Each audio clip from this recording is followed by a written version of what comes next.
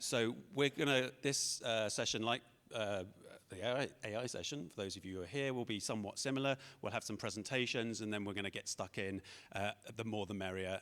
Organized chaos is what we're going for. Henrietta will speak for sort of about 15 minutes because she's got some quantitative research to go through, and then our other three panels will, I imagine, somewhat reflect on this rare example of research on legislative science advice in their own particular context, Latin America, Africa, and Dennis has been landed with the world.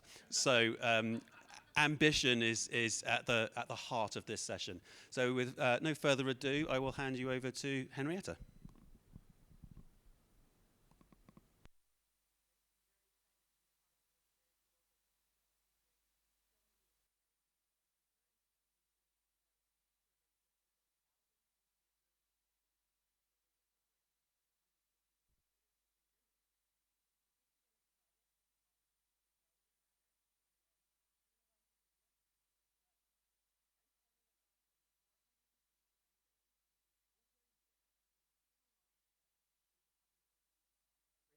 Of 2022 of ChatGPT is the first generative large language model that became publicly available and very fast used in a number of different contexts, education, marketing, etc.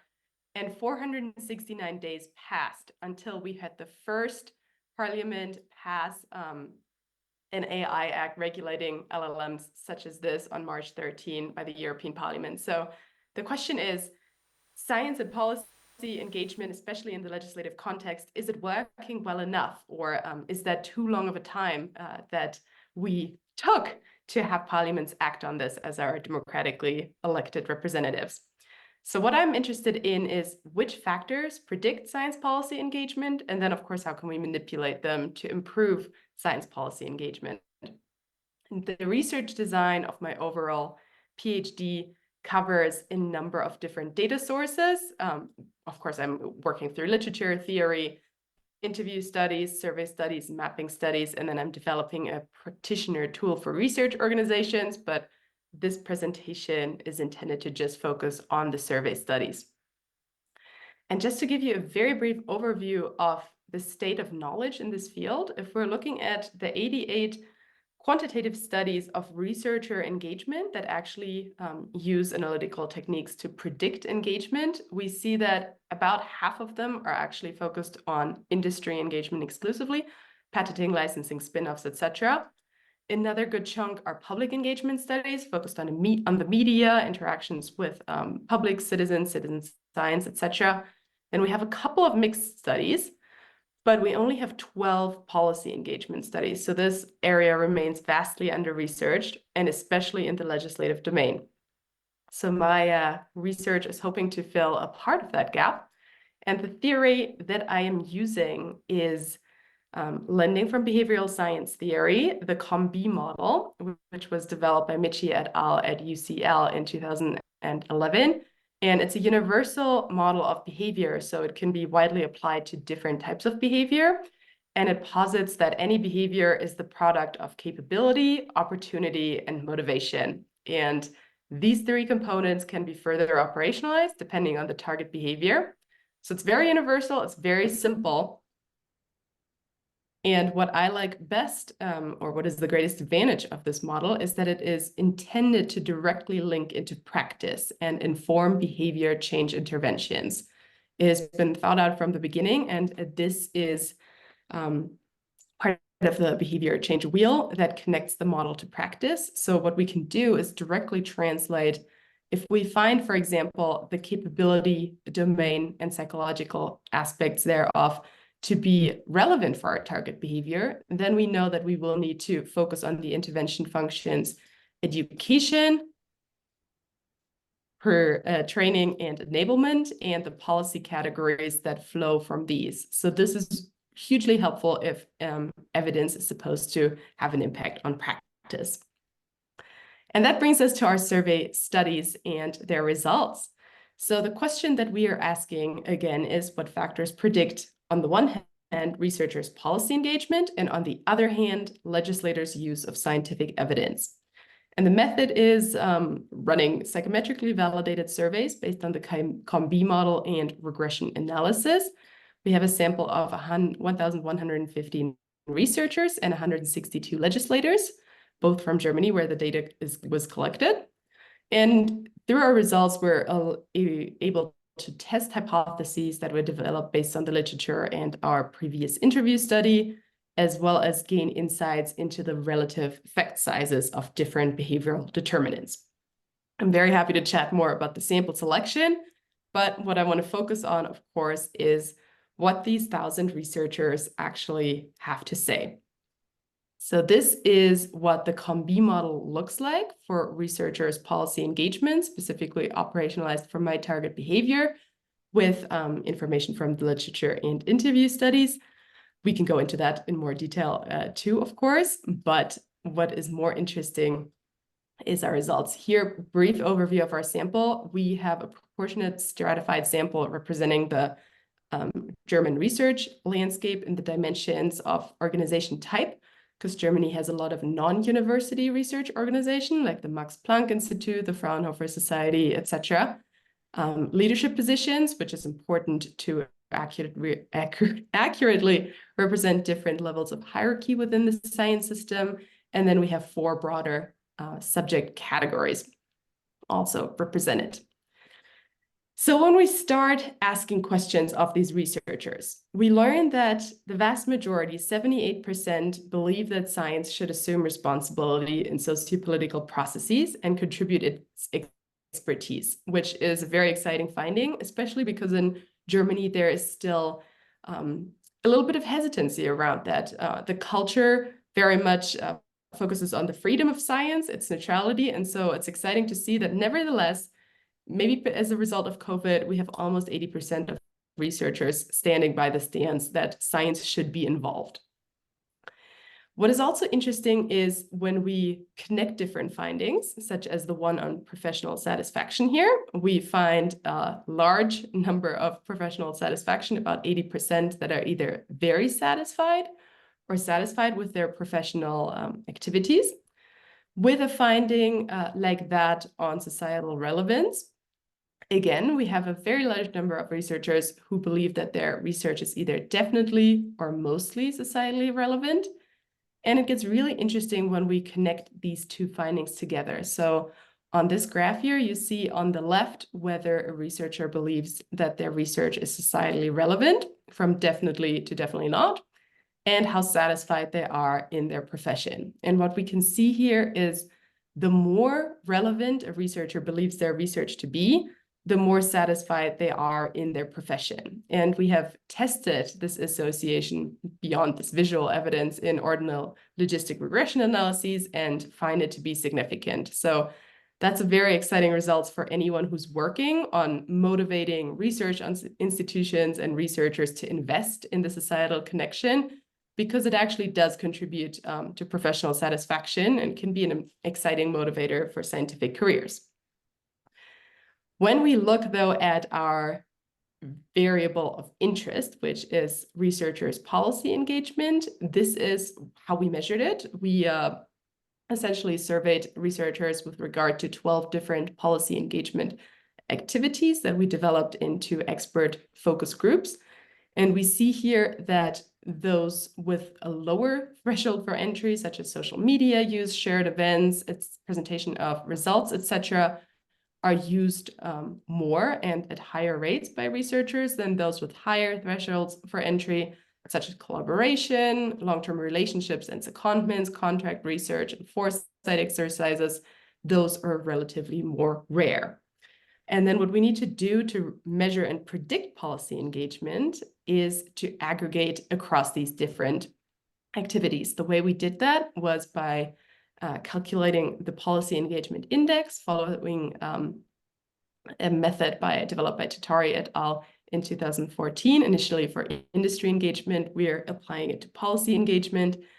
And when we look at these aggregate scores here and their distribution across the sample, what we notice is that there is a vast number of researchers who have either no or very little policy engagement.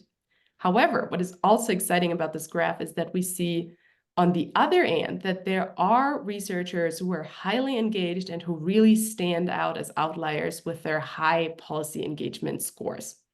So that, of course, begs the question, who are these researchers that are giving science advice? And for that, we want to cast a brief look on our fixed demographic and institutional variables. And what we find to be the most predictive of policy engagement among the fixed variables is holding the position of a chair, being in the age group 45 to 59, being a social scientist, working at a non-university research organization. And this is interesting. We have a larger discussion in the paper we just submitted on this, because the infrastructure at non-university research organizations, the incentives, etc., just work much differently than at universities in Germany. The position of team leader, which is common at non-university research organizations. And then we find a weakly significant negative effect for being male, which is interesting because in the industry engagement literature, they're consistently stronger than women. And then a number of non-significant fixed variables. Here are regression results in the standard table format. But more interesting, of course, is what, in terms of the behavioral variables, actually drives and enables researchers giving science advice.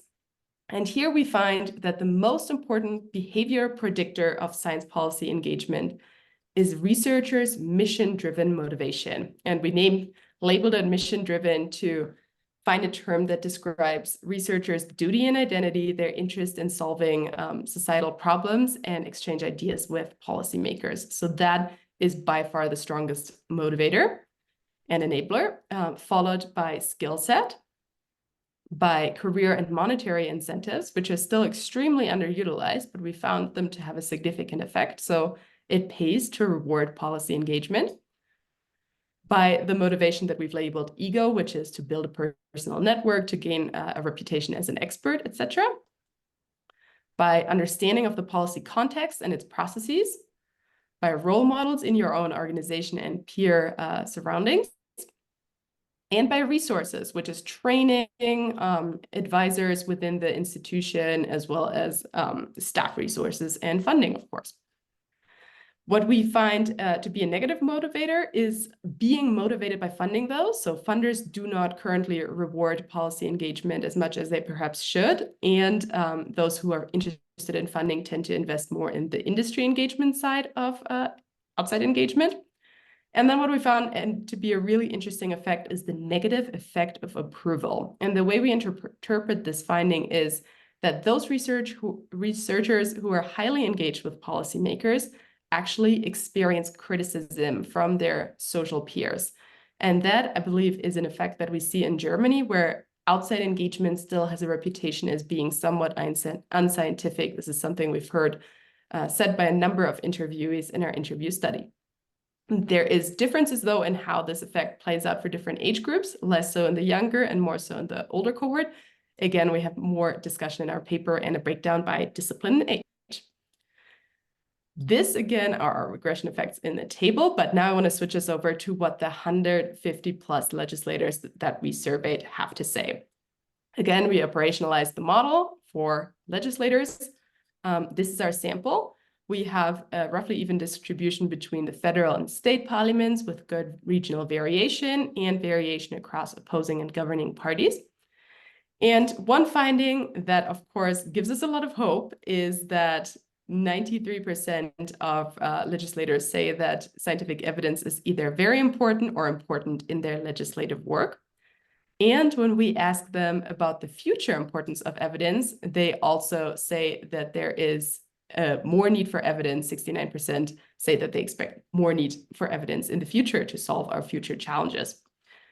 One thing to note about the German parliaments is that the level of education is relatively high. We have a large share of legislators with university degrees and of 40% who have higher university degrees. And that, of course, brought us to the question, how does this educational attainment affect their preference for science advice?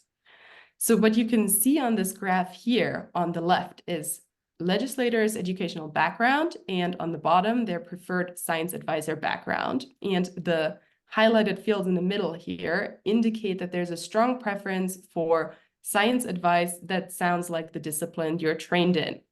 Which intuitively makes sense, of course, but this is exciting to see it reflected in the data.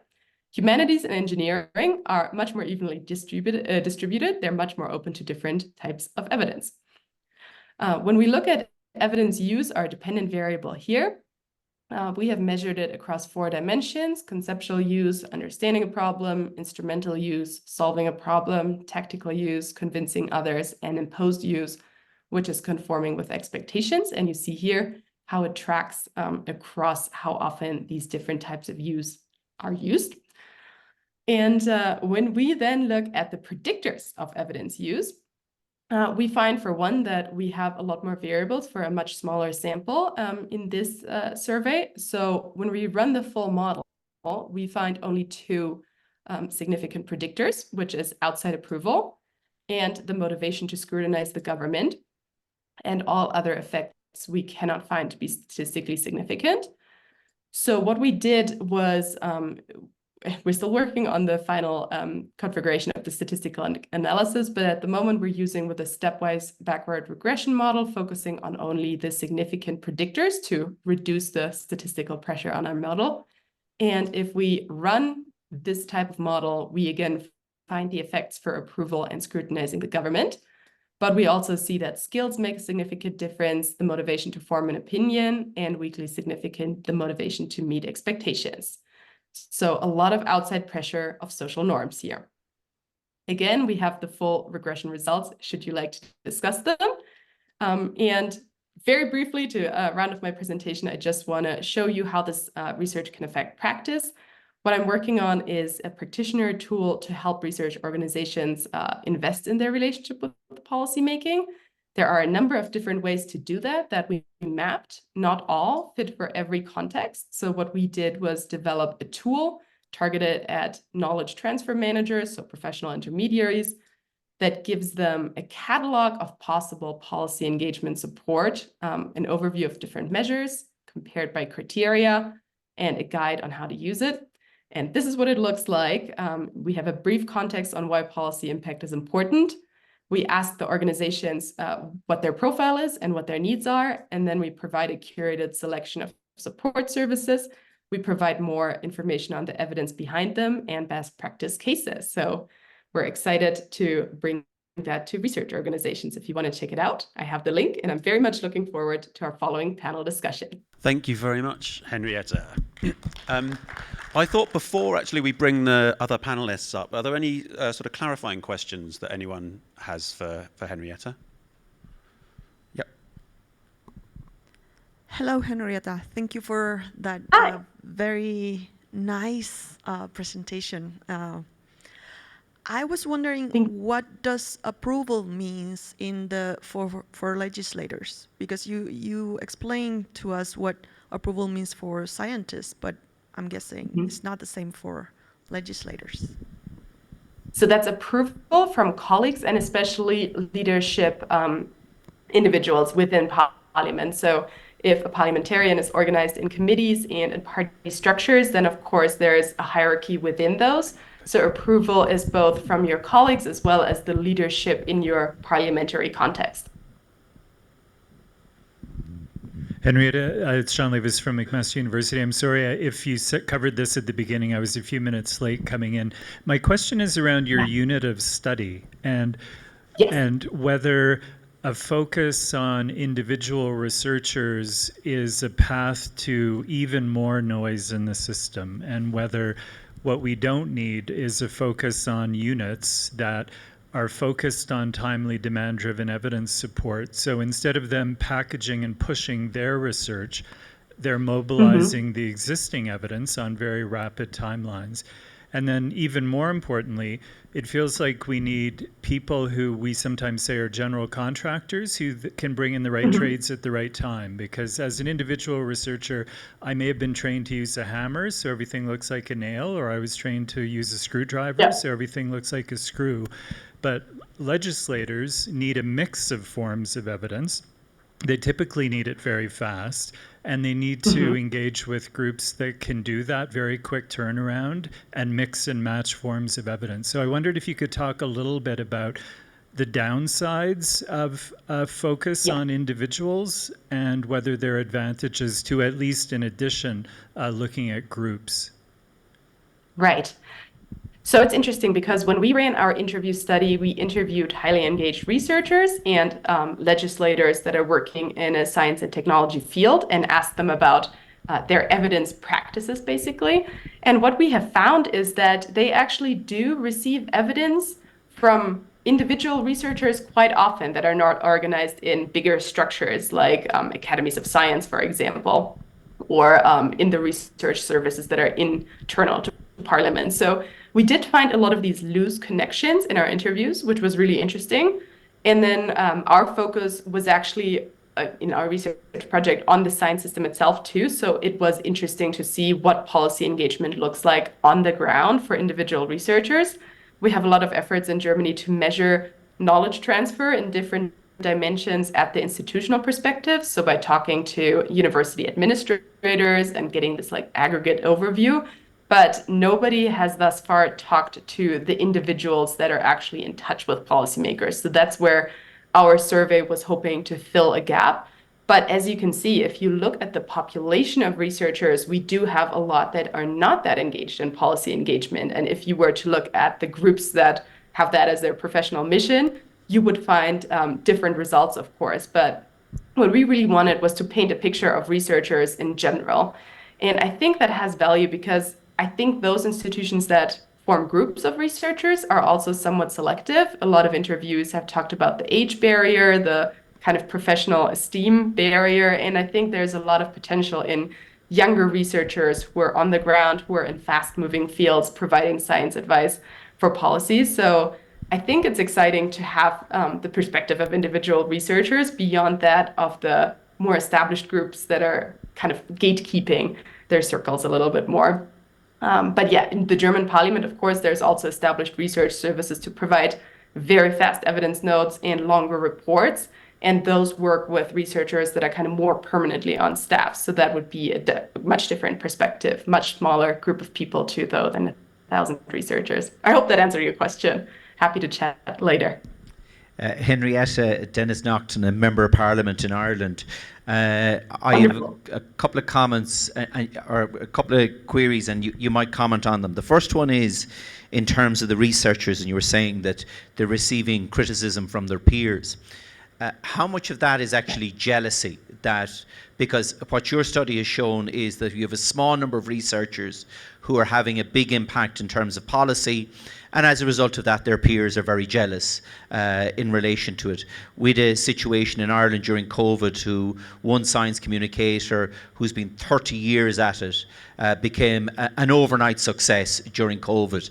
And while no one was critical of him over the previous 30 years, all of a sudden, all of his colleagues were critical of him because he was now getting coverage, even though he had been doing it for a long time. The second question then is in relation to the legislatures, and particularly because you looked at the German system, which has a very strong list system.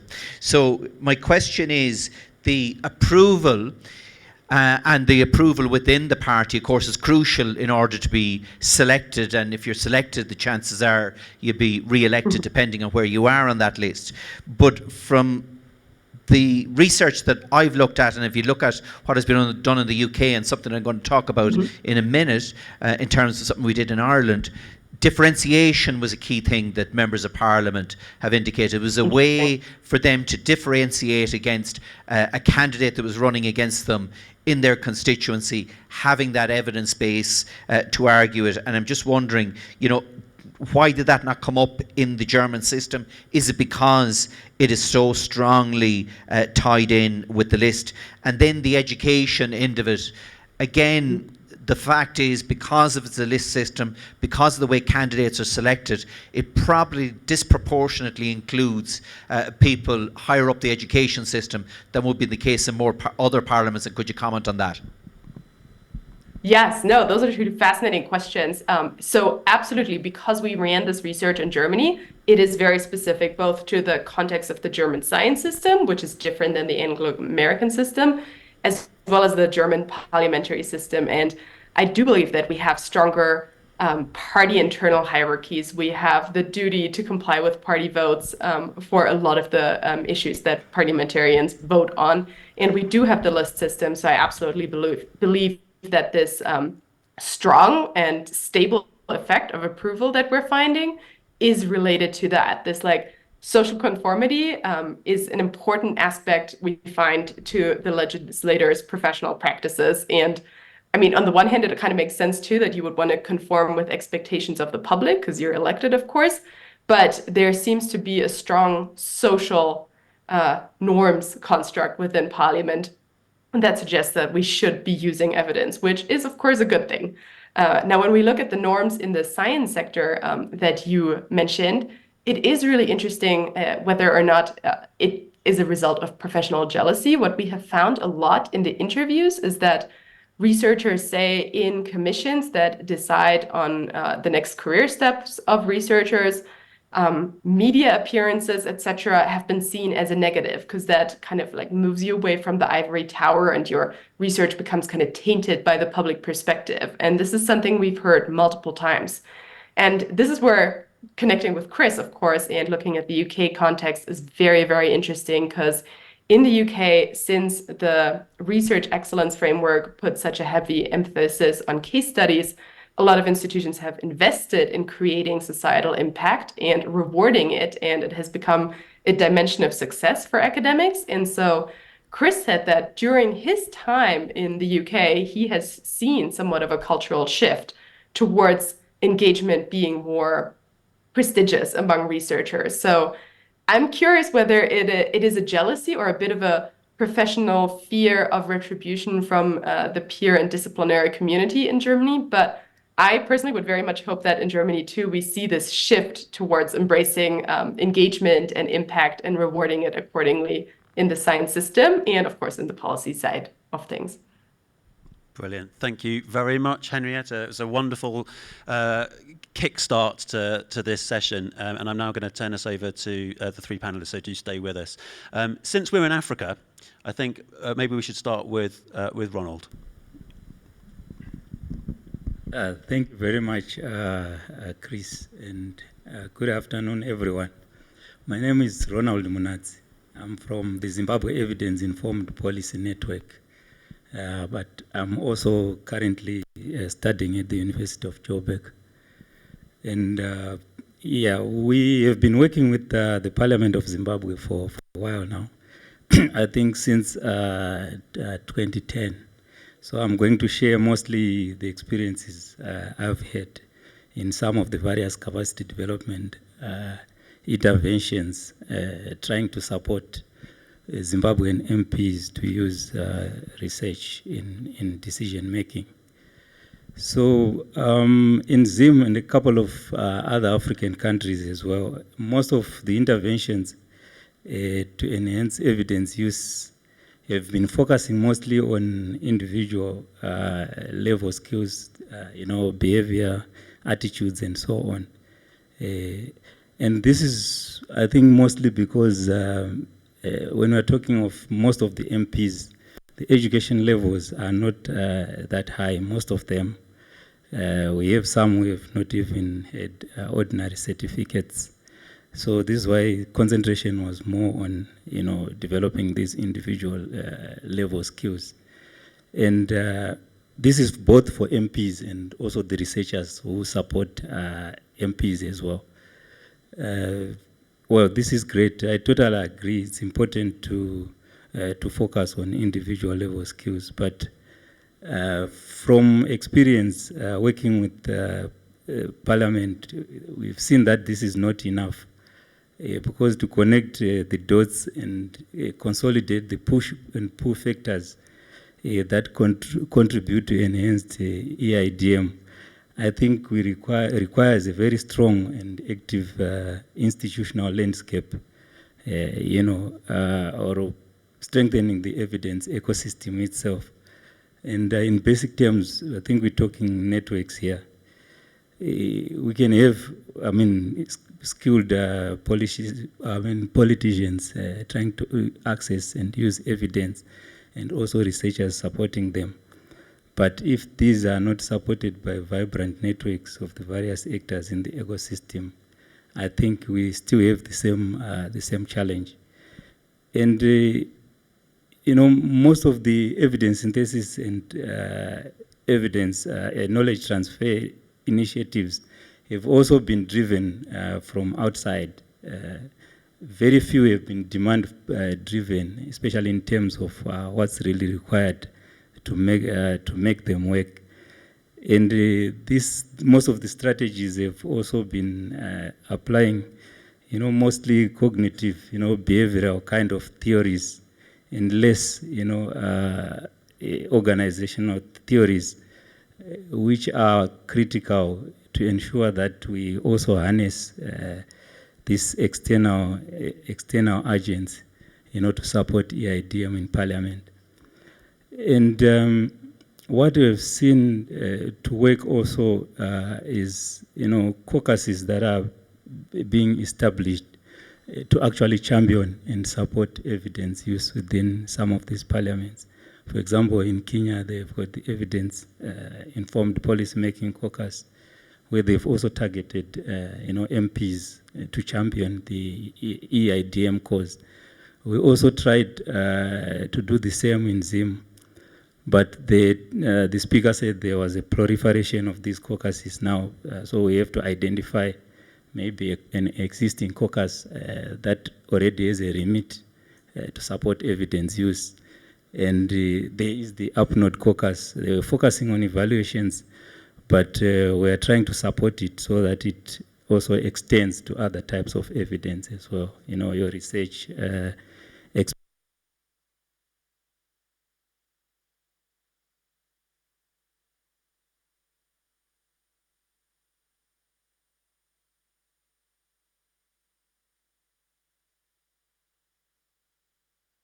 Yeah.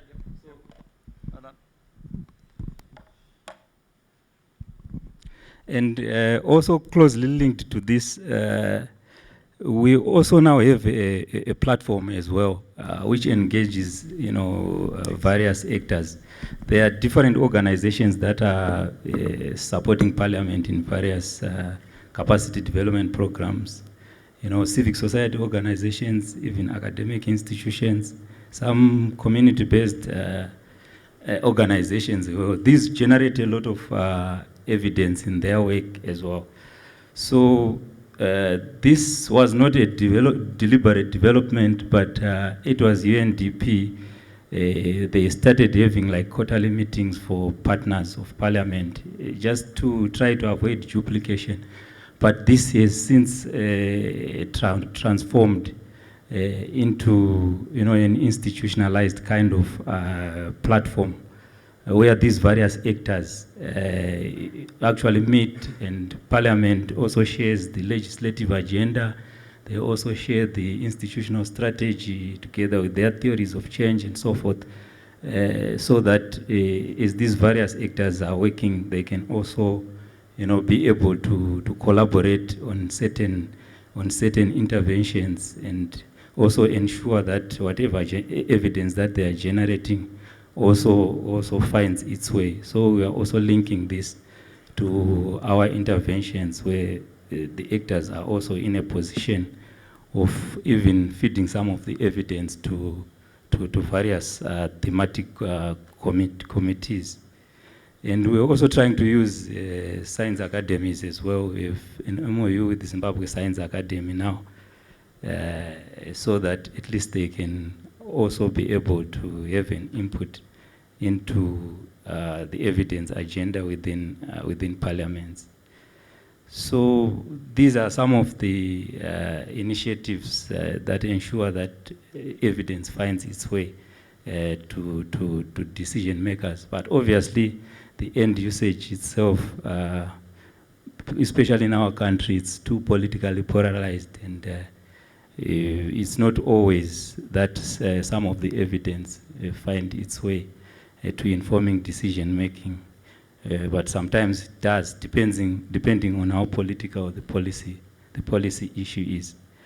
So I think these are strengthening the evidence ecosystem is really critical so that at least some of the challenges like scientific ambiguities can be addressed, and also misinformation, fake news, and all that.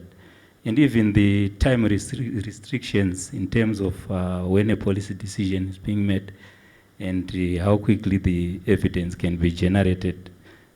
Some of these challenges can be addressed through strengthening the national ecosystem. Thank you. Thanks, Ronald. I've got a question, if I may, quick follow-up. It's kind of a simple question with potentially quite a complicated answer. So in countries where they have a science advisory body, that's where that kind of, sometimes that's kind of where that pull thing comes from. And you said that in Zimbabwe you see a lot more sort of push than you do pull in the system.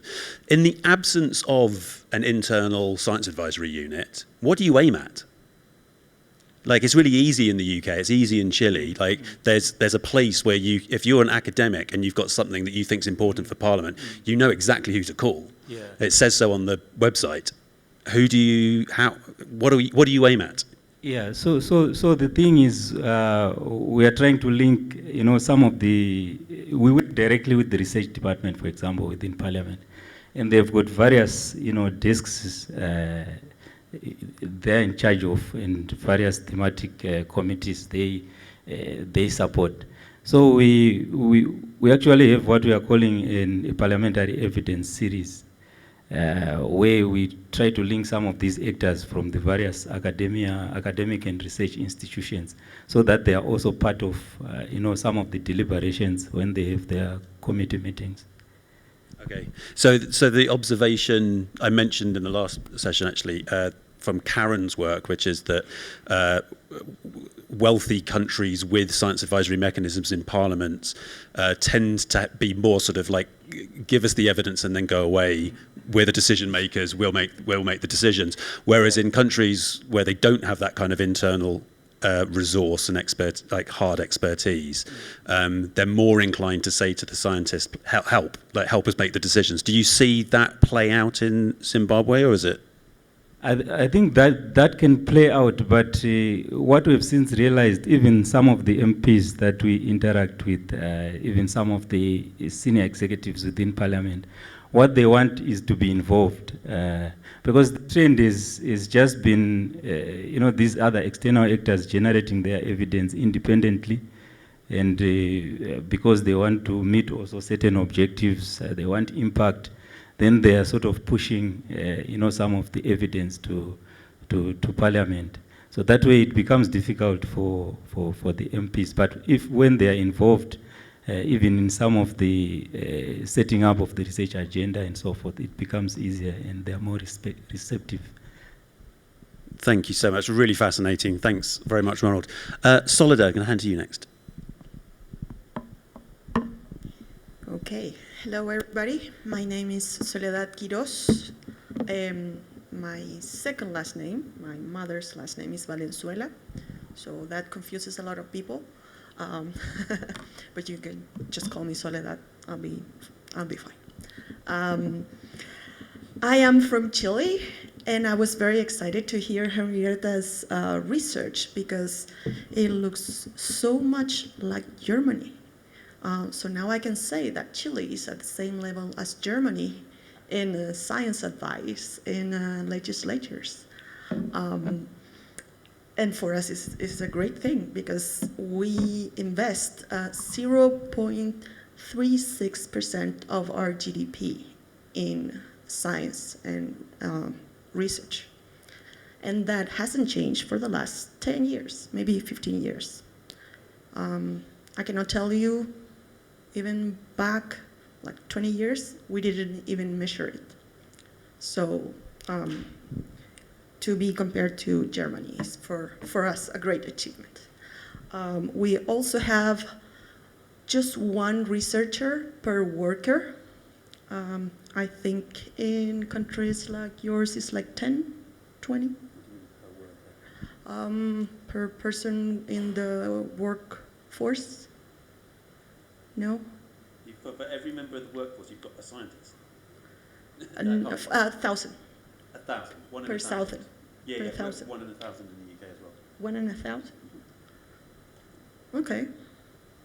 Then I got mixed up with my math, but Sorry?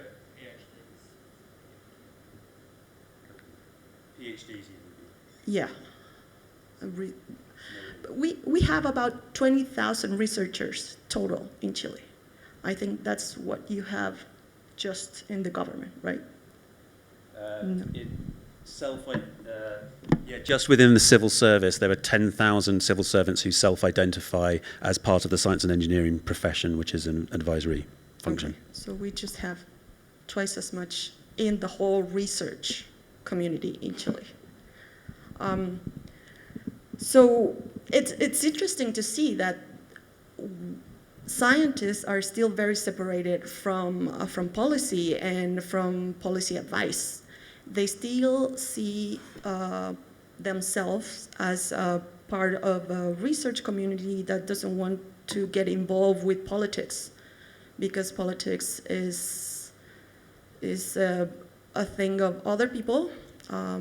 They do like quantitative, very rigorous analysis, and politicians do not do that. So they don't want to get mixed up, and they don't know how to approach them. So sometimes, for example, for COVID, a lot of researchers starting to, trying to approach decision makers, and they will give them papers, data, just very technical stuff. And yeah, if they got to someone, it will be like, okay, thank you very much. And the politician will not do anything with that. So we don't have any training, formal training to approach legislators, and that's what INGSA in Latin America has been doing for the last 5-7 years, just getting the attention to this. We need to train scientists. We need to make them understand that the timing and the form in which you communicate with decision makers and parliamentarians has to be different. Another difference that I see with UK, for example, is that we don't have a history of science advice institutions, like a chief scientist advisor to any kind of decision maker. We do have an office that provides technical information to parliamentarians, to the whole parliament, Congress in our case. That the whole Congress is about 150 for the lower camera, and then another 50 for the Senate. So it's 200 boss for 2-3 people, maybe? No, it's small. Okay, no. So it's getting better. and that's an indication. It's getting better. It's getting better. We have seen that there is more interest from scientists and from legislators, from policymakers, to include data, to include research in their decision-making process. The problem right now is that politics is very, it goes to the extremes. So one election, we get far left voters go with a lot of people to the voting, and then next election you get the far right. What that means is that the policies that were implemented 4 years ago are now in the trash, and we start over. And that's why I think it's so important to promote institutions where decisions about how are we going to make this happen, how are we going to implement policies, evaluate policies, are going through a process that we agree on before we know if our party is going to be in government or not. So politics is complicated, and it's also budget. And budget gets complicated because the way researchers are evaluated. If we don't know how to fund, the way it works right now is that we are aiming, like the excellence, the best scientists are trying to do research that will have worldwide importance. That means that when local decision makers are looking for data, they don't find it, because that kind of research that has local impact is not as important as a worldwide paper. So that's a huge problem. And as long as we evaluate our scientists for the points or the people in other countries that has interest in what we're doing, it's going to be very difficult to make them interact more with our local authorities. I mean, and I'm talking about national authorities, not even cities or communities where there's a lot we can do. So that's, yeah, I think that's the points I wanted to make. Thank you very much, Soledad. I've got a quick question, if I may. Chile's weird for Latin America, in that you've had the Congress has had a science advisory unit for a long time. There are like smatterings of other things, like Argentina's sort of got one now, but it's constitutionally problematic. Peru's just got a brand new one, and I'm not quite sure what they're up to. Colombia claims to have one, but it's basically run by a guy who proudly told me that when he retires, this outfit will die with him, and as if that was some kind of badge of excellence. So what is it about Chile that, I mean, I know from speaking to other people in the region that you're seen as a bit of a beacon of organisation and so on, but do you work with other parliaments? What is it about you that got the science advice up and running first? You see what I'm driving at? Yeah, I think it relates to our political stability after the military coup.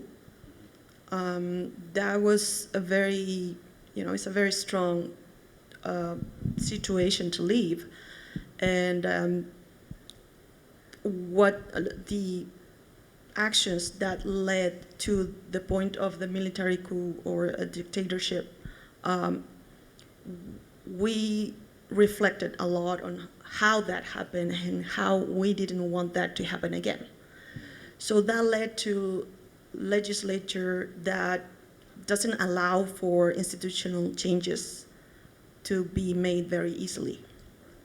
So you cannot just drop one office of the parliament. You cannot just drop one ministry of the map so quickly or so easily. And that's why I'm trying to promote more institutions.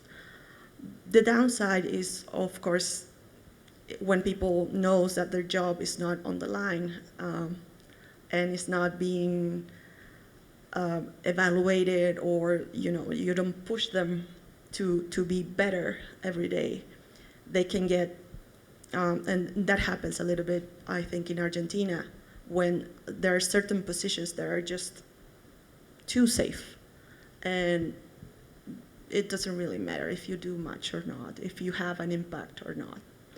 So I think it's important to balance having institutions that are going to be staying and not making depend on one person's authority, but in the other hand, to be evaluated and to be pushed to be better, to evolve as the life evolves itself. Thank you. That's absolutely fascinating. So we've heard about Germany, we've heard about Zimbabwe, we've heard about Chile, and a little bit about the LATAM context. Could you please enlighten us on the world, Dennis? Thanks, Chris. Well, first of all, let me say that I think the title of today's session, I think, should be changed. It should be how to find out how you can influence the people that sanction science funding, because that's what parliaments do. Parliaments are the ones that actually approve the funding, and any government or minister has to come cap in hand to get sanction from Parliament in relation to that. So I'm here today, I represent the Interparliamentary Union, which is like the United Nations for parliaments.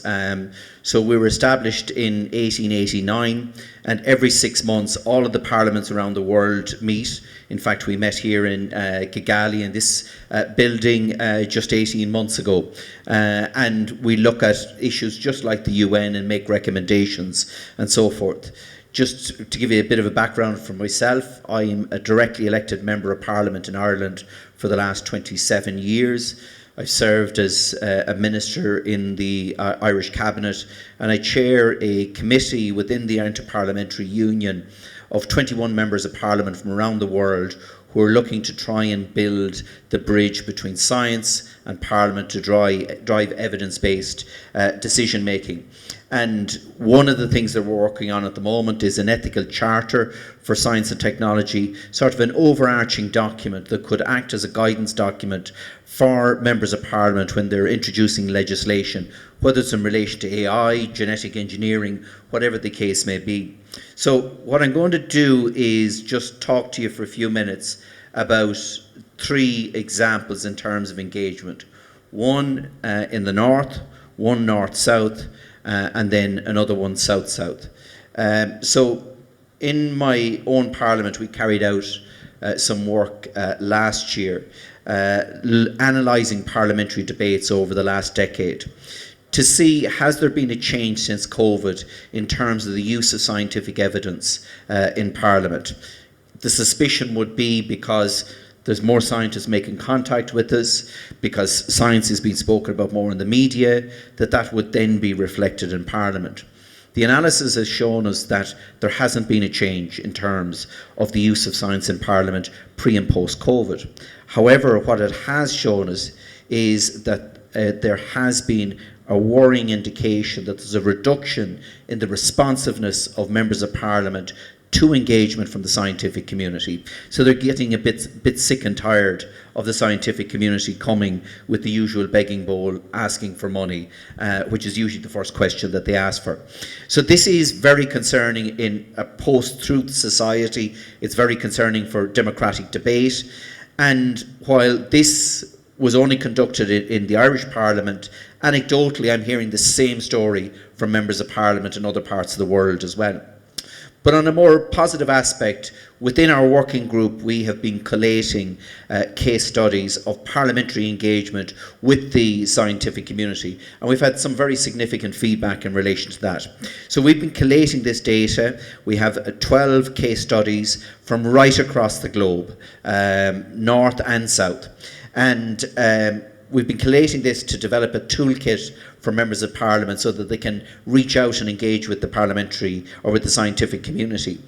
And now this is feedback coming from engaged MPs in the first place who are reaching out to do that engagement. But what it has shown is, in a nutshell, it's typified by a comment by one member of Parliament, and that was that the engagement was extremely effective. It provided a strong evidence base which MPs accepted. In the main, MPs set aside their preconceptions of what worked and were committed to learning from established international best practice. And other MPs were making the point that it was easier to get it accepted in Parliament because there was a whole of society approach to it by having the empirical evidence feed into the process. So it provided credibility and, more importantly, broad acceptance of those proposals. So we asked those members of Parliament what actually worked. And what they said to us was the most successful engagements were the ones where input was sought at the beginning of the parliamentary process and remained engaged throughout the process. So a bit like the evidence we're hearing from, African parliaments, it's actually happening worldwide where the scientists are involved in an iterative process rather than just presenting the evidence at the door of parliamentarians. The other thing they said was that where the evidence focused on the challenges relevant to MPs, without going too detailed into the technical jargon, it was most useful to them. They also said that when discussions took place in a public forum, that partisan politics came out during that, but where it was held in private under Chatham House rules, that most of the MPs left the politics outside the door and engaged in a more free manner with the scientists. The big challenge that they found was timing, because members of parliament are time poor. You know, how do you get an engagement process that gets all of the MPs that you want involved? And their suggestion was that you run it at different times on different days over a series and not just a one-off. So that brings up two other issues then that came up from the members of parliament. The first one is there's a big issue in relation to open data. Scientific research, they're saying, should be freely and easily accessible in an understandable format for members of the public. And the preliminary evidence we're getting from the case studies is that where research is presented and has clarity in terms of its length, its ease of understanding, it's a key factor in actually the members of parliament picking it up and actually using that particular evidence. So the third aspect then that we have been working on within our working group is what's called the Science for Peace initiative.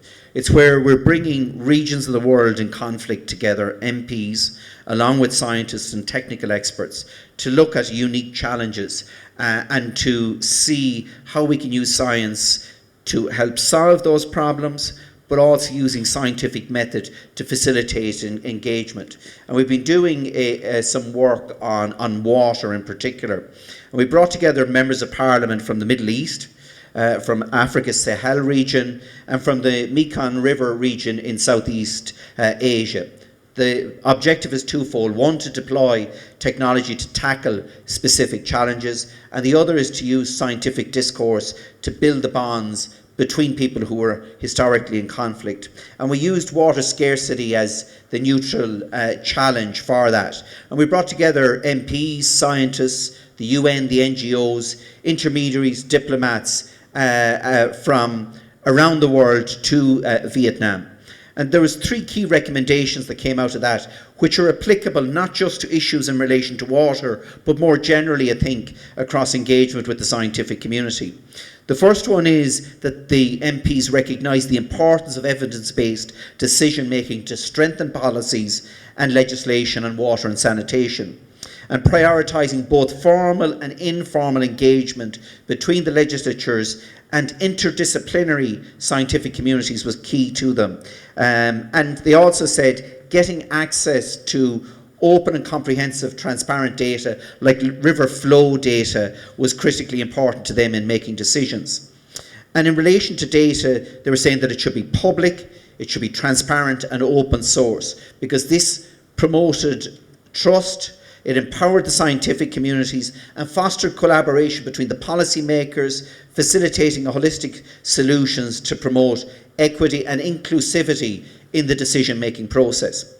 The other key thing, and it's come out in some of the discussions we've had over the last 2 days, is they strongly believed, MPs believed, for community engagement in this whole process, advocating for broader community participation and inclusion, such as citizen science. And they made the point that citizen scientists can provide valuable complementary data, contribute to raising awareness and fostering a sense of ownership and responsibility for the challenges that need to be addressed, and that engagement with communities was essential to obtain their buy-in and trust from the citizens in terms of the recommendations that would come out.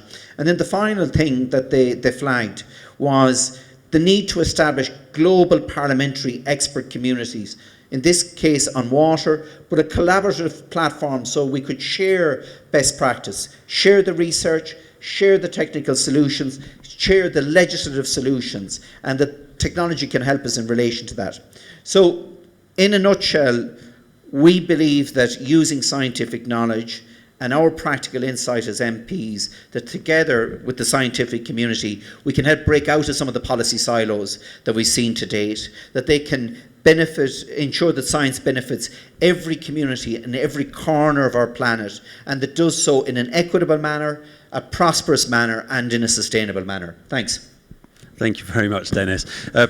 Proper politician there, giving us a rousing ending. I appreciate that. I've got a slightly technical, geeky question for you, if I may. This is an evidence-based observation in the UK, but anecdotally, I see it all around the world, and that is that of the three things that pretty much all parliaments do, which is debate, scrutiny, and legislation, it's much easier to get evidence into the first two, debate and scrutiny, and it's I'm going to swear there, it's difficult in legislation. And it was one of the things I was going to try and fix, and then Brexit happened, and I left and went to UCL because I couldn't face it. So, I've never managed to solve that in the UK. Why is that, in your view? First of all, do you recognise that? Yeah, no, I do. Okay. Absolutely, I recognise it. And the reason is that the evidence comes in far too late in the process. And research in the UK will tell you, where they've analysed this, that where you engage with the parliamentary system at an early stage, when they're drafting policy, that it's much more impactful in actually making it into the legislation. The other thing that we found really successful in Ireland, and actually it's one of the recommendations of our working group now in terms of our ethical charter, and that is the introduction of what's called pre-legislative scrutiny. So before the actual legislation is published, legally now the government must present to the relevant parliamentary committee a draft of the legislation, and allows the members of parliament to seek public submissions. And we're getting the academics now coming into us, reluctantly, and we're dragging them in, but coming into us and feeding into that process. We're then making recommendations that are actually getting into legislation. So I think if you look at parliaments where they have a pre-legislative scrutiny element before the final legislation is drafted, then it's having a bigger impact. And the reason for that is very simple. Legislation takes a long time to draft. And the civil servants that are drafting that, this is their baby. You cannot go and tell a mother that she's an ugly baby. You cannot go and tell a civil servant that he's made a flawed piece of legislation. So it's much easier to get them before they've done the final drafting on it. And we have found actually that legislation is now going through Parliament far quicker, with less amendments, because more of the contentious issues are taken out of it at an earlier stage. Yeah, I think it's a really important point, and it actually speaks very much to the theme of this about push and pull, and that those push elements, when they're missing, they come in late. And the research that I was referring to in the UK showed that less than 10% of submissions was coming from researchers. More than 60% of submissions were coming from NGOs. They're really clued into legislative processes. They have full-time staff dedicated to doing it, and academic institutions don't. So maybe we could turn to briefly on that point back to Henrietta, and then I'm going to open the floor. How do you design, Henrietta, a push process for a parliament?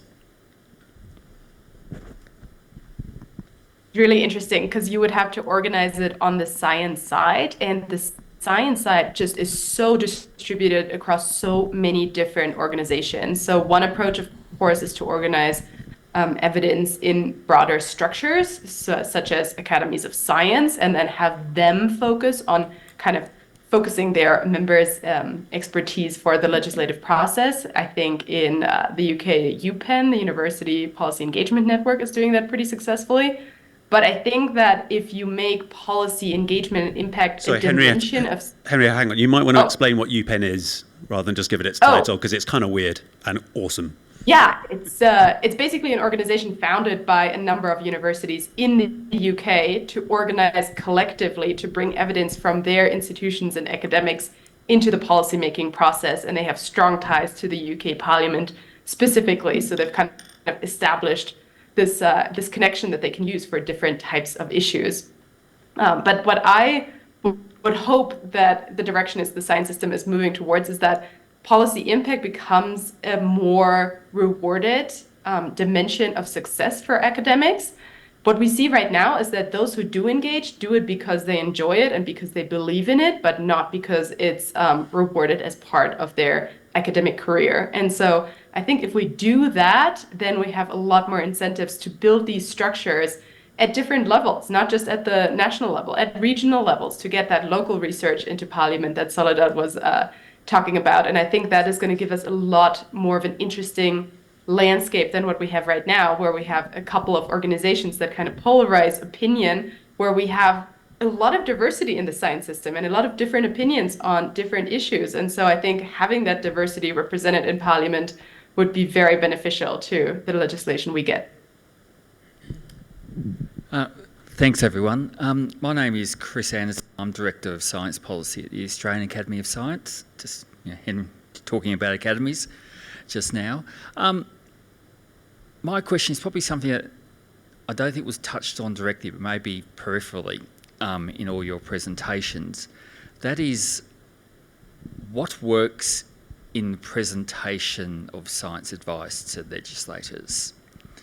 And I ask that question because the context I think about it is that at the Academy, we've gone through a journey over the past 5-6 years from producing long, voluminous, lengthy reports with detailed recommendations to actually flipping that completely over its head. And during the COVID, we led a process for the Australian government, which was producing short, specific reports outlining scientific evidence in an actionable way, without recommendations, written by dedicated policy staff and not scientists. So I asked that question in your context. What's your experience about what actually works? Reflect on what actually works. Have you just answered your question, or yeah? To the politician. Yeah, and the second one is the answer. Actually, probably the best example that I've seen is from the Welsh Assembly, where they have a 4-page document. But it's also important that you actually put the links in for the documents, because I would get quite a number of these, and I would often go to the links and follow up more. So, look, the reality is that we don't have time. We'd love to be able to read these things. We don't. And it's probably the one big criticism that every member of Parliament has. But if we can get a 1 or a 2-pager that gives us a high level, then we know whether we want to go and spend the time to delve into it an awful lot more detail. But if it's not clear, and like the first paragraph is either going to win you or lose you, and if you're unfortunate enough to send emails, the headline and the subject title of the email, I decide whether I delete it or not before I even open it. And that's where the time needs to be put into, is in the subject on your email and the very first paragraph. There's a whole bunch of stuff that goes around that as well. I mean, when we used to actually print them out, proper old school, and go and put them on desks.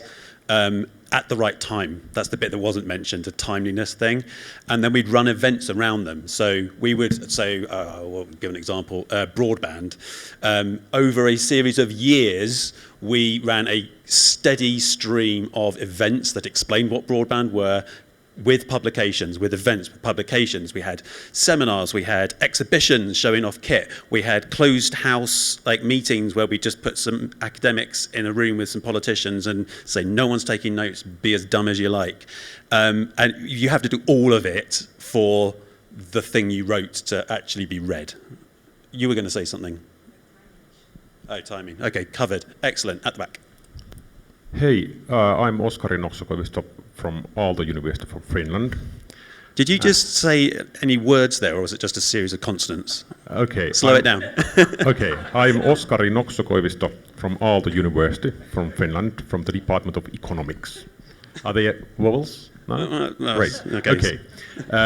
I don't know if there are any conferences like this, where someone is promoting to Google and Facebook and Amazon that they should use science. And for some reason, it seems that they are really capable to use scientific evidence and science in their processes. And so they are decision makers, like private sector decision makers, and it's easy to see that that in the case that there are reasons to use science for their own purposes, they are able to use it. And I have now run, since 2015, 40 projects, science advice projects with ministries and municipalities and some with private companies as well.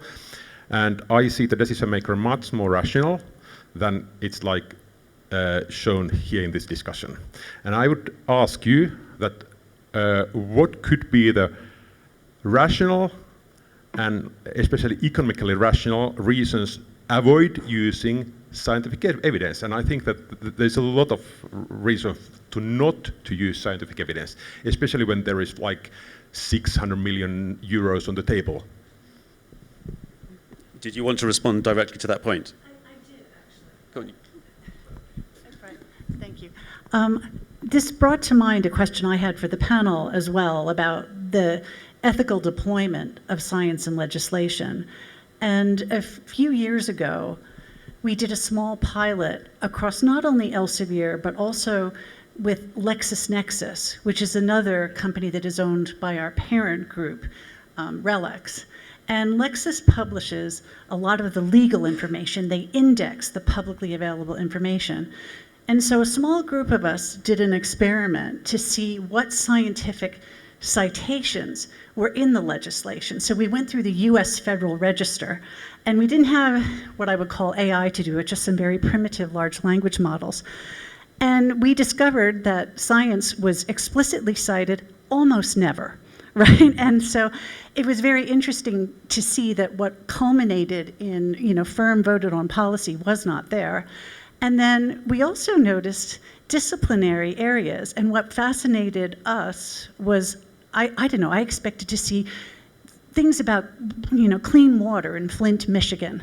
What we found was heavy emphasis on tax law and taxation law and economic policies. And all of our journals in social sciences and economics were being used far more than some of the things in life sciences and medicine. So I don't know if this addresses your question, but to me it raised a question right away about the ethics of how science is being used, when it's chosen to be used, and why, and can we rely on what's there, if it's even there at all. Now AI will help us parse some of that thematically, where it isn't explicitly cited, but it's challenging. I agree. Any comments? Yeah, first of all, to go back to Oscar's question, and absolutely, look, it's far easier to ignore the science and spend the money where you want. But when you're a minister, one of the things you're always conscious of, and it's always in the back of your mind, is your legacy. Like, you're going to be there, if you're really lucky, you're going to be there for 5 years. And what's going to be there when you're long gone? So I suppose historically in Ireland, and the same everywhere else, it was the plaque outside the school or the building with your name on it. So when you're long gone, that's there. Now it's in relation to policy. And politicians and ministers in particular are far more conscious of the evidence base because it will give the longevity to the policy decision. Now, that's not necessarily what the civil servants want, but the ministers are thinking about that. So it's how do you get to them? And one way you can get to ministers with unfiltered evidence is through Parliament. And that's why I'm saying it's a critical element. Just in terms of legislation, maybe it's a US thing, but in Ireland and Europe, we have volumes of legislation, mainly generated from the European Union, on whole areas of science in terms of regulating chemicals, pharmaceuticals, and the environment. Question here. Can I add something to that? One other suggestion I had for the previous question, how to ensure your science gets to the politician, is to find common ground. One of the main problems we have between politicians or decision makers and scientists is that when politicians come and ask for help, they say, well, we're thinking about this legislation, so we want to know what happens if we do this. Usually the scientists will go, you shouldn't do that. You should do this other thing. So just agreeing on the problem, agreeing on the question you're going to address, and then going to find the evidence to see which way to go. Just that common ground is not easy to find. And then when you think about legislation, of course, it's easier to understand someone who is, okay, we're going to think about education. Let's look at the tax on education, because it's a language that I'm most used to. It's the kind of problem, it's the kind of perspective I'm more used to think about when I'm doing legislation. So I think it goes to what people is more used to interact, and it's easier to find that common ground. Henrietta, did you raise your hand? Oh, I just wanted to add to that experiential perspective from the literature that I'm reviewing. There's actually a couple of really interesting papers that are running experiments presenting different types of briefs to legislators and seeing what is the most popular, what gets used the most. So there's one in the US in particular that found differences into whether staff and legislators prefer the same type of story-based or data-based evidence. So if you're interested in how to present evidence, I think those experiments are a really, really interesting strand of research to look into. Yeah, thank you. My name is Dennis Bikesha. I come from University of Rwanda, where I teach law. My question goes to Leonard from Zimbabwe. There's where he mentioned that in the parliament you may find people who are not having probably high education level. And in science, well, I'm talking again from the perspectives of a lawyer who is not a STEM educated person. It may be difficult probably to understand the advice, the science advice. Is that a challenge that may have been registered or recorded in Zimbabwe? And if that is a challenge, how has it been mitigated? Yeah, thank you very much for that question. Yeah, definitely that challenge is always there. So what has been happening, the various thematic committees and associated desks that align with those within the research department, there have been sessions where some of the issues which had a kind of scientific bearing or that had jargon, these esoterics, this is where you invite experts maybe from the science academy. Some areas like economics, finance, they also do have research departments that are directly affiliated to those particular areas. And this is where we invite now these experts to sort of demystify some of the scientific issues. And we are also trying to experiment even with some indigenous knowledge systems of communicating science. For example, we are partnering INGSA. They are using storytelling, for example, to communicate scientific issues, where it's not just the traditional kind of storytelling, but try to make it more systematic as well and rigorous, so that it also has some of these qualities of contemporary science advice. Thank you. Thanks, that's a great answer. I'm just sad to announce, but Soledad has to run, and we've got sort of 4 minutes left. So thank you, Soledad. I will take these 2 questions and then answer and then out. All right, on the Elsevier comment for the US, so it raises an issue for me. So there are a lot of things that we put in the Congressional Record or the Federal Register that I wouldn't necessarily expect a lot of citations to because they've been delegated to the executive. But it raises this question for a parliament or a legislative body stepping back. So Henrietta, your research seemed to not include executive researchers in the definition. And in the US context, at least, much of the research that the legislative body may use could come from the executive, for example, in public health, from the national statistics agencies. So I'm sort of wondering to get your perspectives on this maybe broader question of who should be providing scientific advice, including because some scientists are wrong. They're not credible. And I know we're all here in this context of how to bolster this, but I think about the knowledge brokering function, and I've heard this come up multiple times today, that there are gaps in the knowledge brokers, and how a parliament may be, and as a legislator, Dennis, you're constantly judging the credibility of the advice coming, and we're expecting legislators to rapidly be assessing that credibility in real time. Can you respond to that? Well, before you do, and while Henrietta considers whether or not she has to start her PhD again from scratch, got one more question, and then we'll come back to Henrietta, well, Dennis, Ronald. Thank you so much. This morning you put up my hand twice, but I didn't have opportunity. Now I got thank you so much, and thanks for a very useful and informative presentations sharing. I'm very interested in science and really promote. I agree that science plays a crucial role in policy making in nations and governments.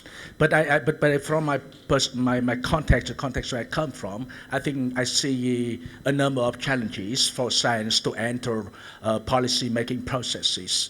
Number one is just, I agree with somebody have said that it is not about the policymakers not believing in the power of science evidence, but it is also about the question about the reliability, how much the evidence is evident.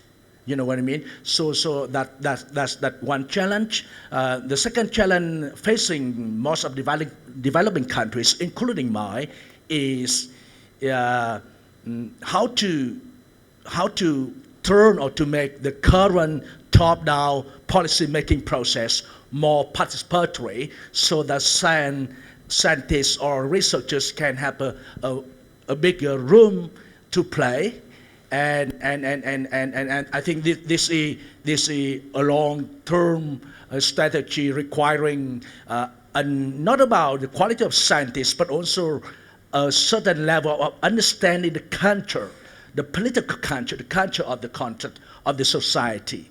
That's the second challenge that I can see. And the third, which is also the last I would like to contribute here, is looking at the COVID pandemic that happened 2 years ago.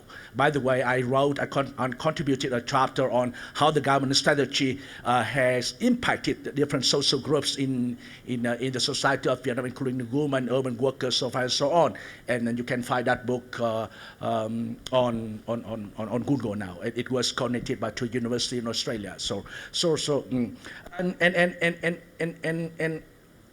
when I look at how the responses were provided and how they impacted the society, I realized that it is not about the government that did not have good intention. It is not true that the government doesn't allow science to play a role, but because of this emergency situation that requires an ability to act with emergency in order to deal with the outbreak of the right. Pandemic that kills people, that blah blah blah blah. Thank you. So it is the third challenge. Brilliant. I completely agree. I mean, nobody makes bad policy on purpose, but right? You also mentioned Mekong Delta. I would like to add to that from Vietnam as well. Fantastic. On the second question, I've written a paper that deals exactly with that. I'll send it to you. Right, Henrietta, Ronald, and Dennis. Henrietta, go. Are you going to have to start your PhD again?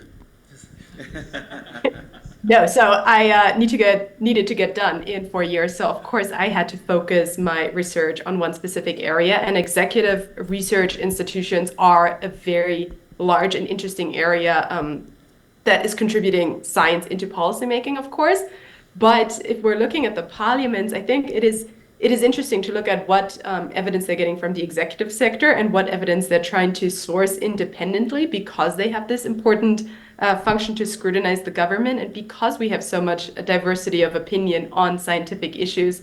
I think it is really important to have not just the one governmental perspective, but to have diversity of opinion represented in Parliament too. And that is actually something that other researchers looking at public opinion on scientific advice for policymaking have found. The public in Germany is very skeptical of whether enough voices are represented or whether we're all listening to the same one person in opinion. This has been a result of the COVID pandemic. So I think legislators are still That was an answer fit for a Viva, so well done. You dealt with that tricky one very well. Good job. Ronald. Okay. Over to Dennis, the actual parliamentarian. Okay, no, what I just want to emphasize is my parting words is obviously the importance of strengthening the national ecosystem.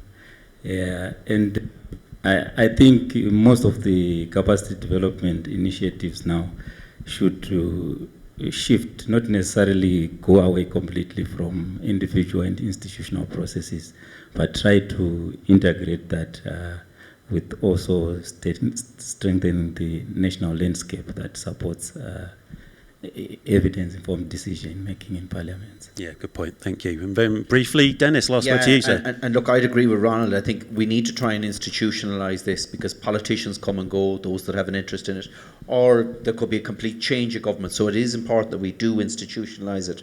In terms of the question regarding bad science, when we're bringing in scientists in to give evidence before committees, we're very careful in who we select. And we would engage with either the universities or the academies of science, because the last thing we need is to bring in some fruitcake and then we have to bring in 5 or 6 more scientists to dispel that, which means we're having a series of hearings instead of one hearing. So we're actually quite careful to make sure that whoever is coming in with authority. But it is important that you have a diversity of opinion. Remember that Parliament is a congress of opinions, and having that type of engagement is important to come out with the right result. And just in terms of the question then from Vietnam, that there needs to be a platform to feed it in. There is a platform, it's called Parliament. The NGOs have no difficulty in feeding data in, and they are very good at doing it. The difficulty is the scientific community is not good at doing it, and a lot of the evidence that comes in through the NGOs, and that's biased evidence to suit a particular agenda and a particular funding stream. That's a great point to end on, and I will just reiterate that with a saying from a colleague in the UK, a superhuman woman called Fiona Fox, who runs a charity called Science Media Centre. And she spent the first sort of 5-6 years when she set this thing up saying, look, the journalists will do science better once scientists know how to do the media better. And the same is absolutely true of Parliament. You want the information and the appetite is there, but until academia and the wider knowledge creation generators get good at engaging with policy, forget it. So that was a slightly less positive spin on something positive that Dennis said. Thank you very much to our panelists. Thank you very much for coming. Next event.